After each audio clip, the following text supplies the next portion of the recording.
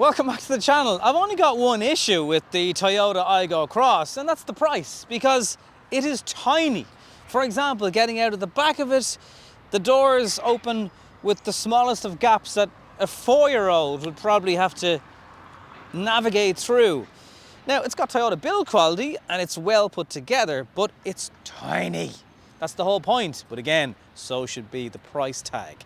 Anyway, I like it in lots of ways. I love the cute little nose on it. I love the way this limited version has bits of orange and it's a kind of funky army green, and you've got a black roof and different colour black alloy wheels and black mirror housings. I like all that. I even like the back of it. I like the glass design. I like the design of the lights. I love the different colours down here. Even the boot is a little bit more forgiving than the previous model Aygo, and I should know because my father-in-law is on his second one of this version and is able to compare it to the previous model, which he had to let the seats down to fit in golf clubs and all those things. But you might also say to yourself, who buys an Aygo who wants to play golf? So that's also a fair question. So you've got a flexible little boot contraption here.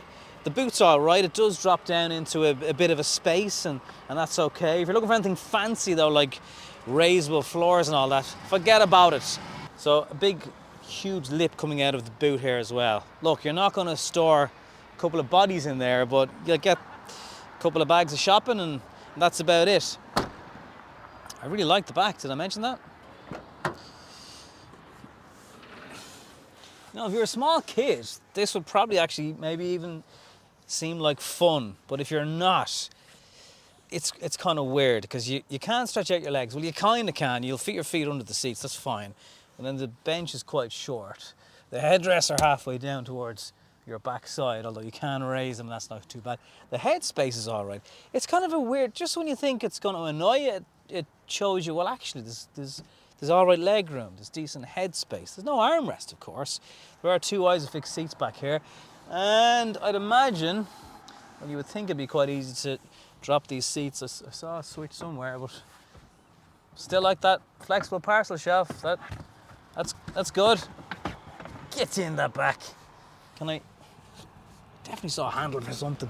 Where are you? Oh, there we go. Right, so you'll probably end up needing to drop these seats down if you want to fit anything of significance in that boot, but at least we've now demonstrated that's quite easy to do. But my main issue is just getting out of this door. Like, I'm not tiny, but it's tight.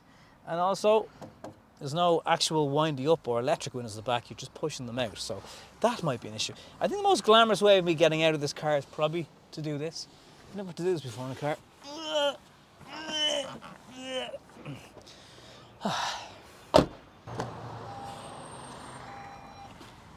The orange twists continue inside the car. There's piping on the carpets, piping on the seats. Center screen, which controls a lot, is also surrounded by orange. There are some various models. You've got Pulse, which is the entry. That's 18,325. Then Design, which is 19.5. You've got Envy, 21. Limited, 23,230. They're all 1 litre. Engines are all 5-speed manual gearboxes. There's no hybrid stuff going on or anything like that you would get in more expensive Toyota models, but there's still aircon in this limited version. There's heated seats, wireless phone charging, climate control, Apple and Android wireless CarPlay, and you know, all the things that you'd need. A handbrake, no armrest, but functional. Very comfortable seats actually, especially these ones, these limited edition. Bits of leather on them, nice headrest. Driving position is all right. Promises 4.5 litres per 100 kilometres. You'll probably see just over 5 if you drive like a normal person, but it's still pretty decent.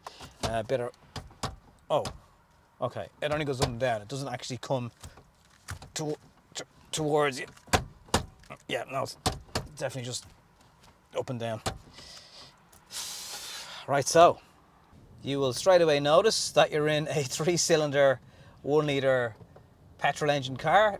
You kind of have to make sure you give it a good rev as you're pulling away from certain junctions, and it's quite a high bite point on the clutch, so you've got to, I mean, look, you'll get used to it pretty quickly, but you just need to get used to the fact that you can't risk stalling it. I don't feel like the clutch will be the most forgiving of clutches, and then when you rev it, it's it's quite loud. Standard equipment isn't bad at all. So you get manual aircon. You don't get things like blind spot and any of that kind of fancy safety technology. It's just for the price, in a Toyota anyway, it's not going to be a thing. You get just over a 7-inch screen. The bigger one goes to over 9. It's definitely worth it. Gives you a better idea of nav, particularly because the nav is pretty good actually. I like the graphics on it, so you'll want the bigger screen. There's actually loads of different ways on the Toyota website that you can customize bits for the car, whether you want different coloured little sills in the back or different coloured front end on it, mirror housing. You can kind of tailor all that, so I like that. And it's all relatively cheap, so like it's 100 quid for this or 80 quid for this. Different kind of cargo nets that you can get in the back of the vehicle as well if you do want to make a bit more use of what is a small space in the back. Now to drive it, it's grand around town. I don't know if you're familiar with that big hill on the M50 as you're getting onto it just after Sandyford going northbound. That felt like it took 5 minutes to climb in the car, and the rev counter would just not budge. So, I mean, on the one hand, it's cheap enough to run in these times of crazy petrol prices, and genuinely, like, once you're on the move, it's actually fine.